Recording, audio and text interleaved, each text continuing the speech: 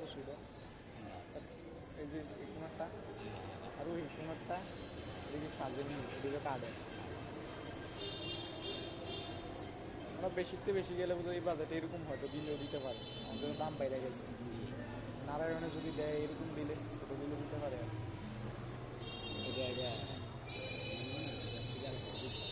এটা তো ঠিকই, কারণ 1500 আর কি 3,000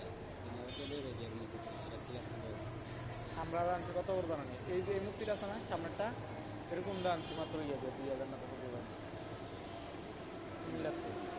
কুমিল্লার তো এই যে এইটা সামনেরটা চিকনটা না চিকনটা আগে জানতাম বলতে এরকম এরকম বড় সড়ো বই না, এটি আবার দাম নিত 3-4 হাজার।